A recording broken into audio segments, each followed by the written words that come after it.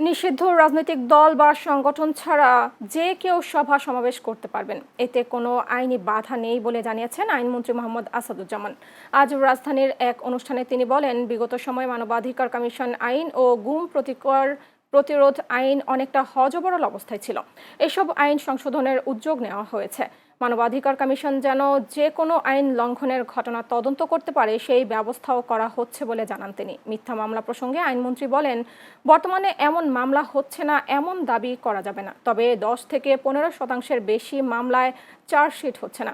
এদিকে সংবিধান সংশোধনের বিষয়ে বিরোধী দলের আরও 5 জনের নামের অপেক্ষা করা হচ্ছে জানিয়ে তিনি বলেন, তাদের যৌক্তিক দাবি মেনে নেওয়া হবে।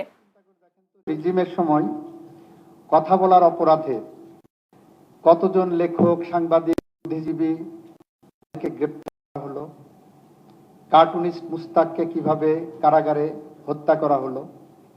আমরা সেই সংস্কৃতি থেকে বের হয়ে আসার চেষ্টা করছি।